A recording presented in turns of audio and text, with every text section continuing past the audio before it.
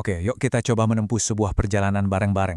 Sebuah perjalanan dari, ya, bayang-bayang pikiran yang sering banget kita anggap sebagai kenyataan, menuju ke cahaya kesadaran sejati, yang sebetulnya adalah sumber dari segalanya.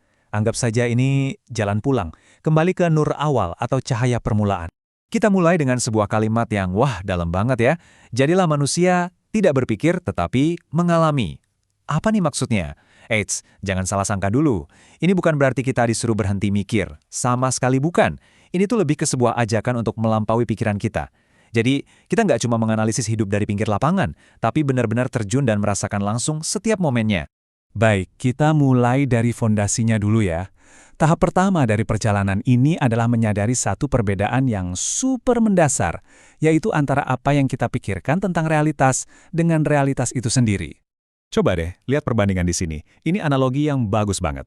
Pikiran kita itu ibarat peta. Peta kan sangat berguna ya buat navigasi, tapi peta ya bukan wilayah aslinya kan? Nah, pikiran itu bayangannya, sementara pengalaman langsung itu cahayanya. Pikiran kasih kita gambaran, tapi pengalaman adalah kehadiran, wujud aslinya. Jadi pikiran tuh bisa terasa seperti mimpi, tapi pengalaman itu adalah penyatuan, saat nggak ada lagi jarak antara kita dan kenyataan.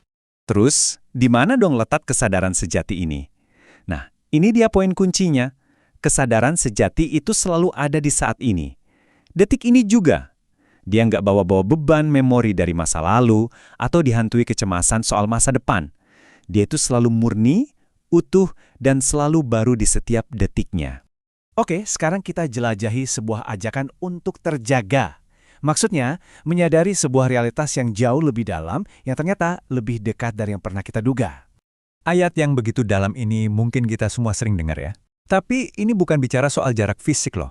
Bukan seolah-olah Tuhan itu ada beberapa sentimeter dari leher kita. Ini lebih ke kedekatan eksistensial. Sebuah keakraban yang melampaui konsep ruang dan waktu. Coba kita renungkan bareng-bareng. Apa sih arti sesungguhnya dari kedekatan ini?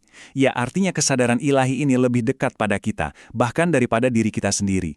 Dia ada, bahkan sebelum pikiran, nama, dan semua identitas kita ini muncul. Lalu ada perspektif yang luar biasa dari hadis ini yang bilang kalau hidup yang kita jalani sekarang ini dengan segala kesibukannya bisa jadi cuma sebuah bentuk tidur. Dan kematian adalah momen saat kita akhirnya benar-benar terjaga. Tapi ternyata ada kemungkinan lain, ada kemungkinan untuk terjaga sekarang juga. Di sini, saat ini juga, sebelum kematian fisik itu datang. Ada loh orang-orang yang telah beralih. Hidupnya bukan lagi sebagai pikiran yang berkelana ke sana kemari, tapi sebagai perwujudan dari kesadaran sejati itu sendiri. Lantas, apa nih kompas yang bisa kita pakai dalam perjalanan batin ini biar nggak tersesat? Nah, kompas itu adalah sebuah bentuk ilmu sejati.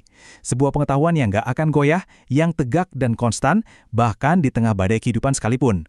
Coba perhatikan sifat-sifatnya. Ilmu sejati ini tuh nggak muncul sebagai reaksi atas apa yang terjadi di luar. Dia nggak goyah sama pujian yang bikin terbang atau hinaan yang bikin jatuh.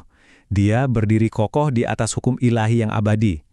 Dan yang paling penting, ini bukan sesuatu yang bisa dihafal dari buku.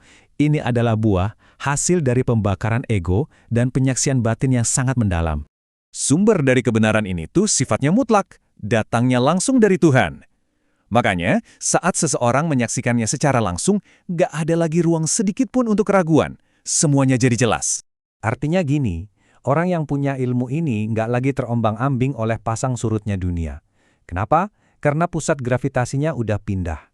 Bukan lagi di luar, bukan lagi cari validasi, harta, atau status, tapi udah berakar kuat di dalam, di kesadaran ilahi yang tak tergoyahkan. Nah, disinilah kita menemukan kuncinya. Kunci dari seluruh perjalanan ini, yaitu sebuah pergeseran yang fundamental. Dari yang tadinya cuma paham di level intelektual, menjadi mengalami langsung secara batiniah. Slide ini merangkum perbedaannya dengan sangat jelas.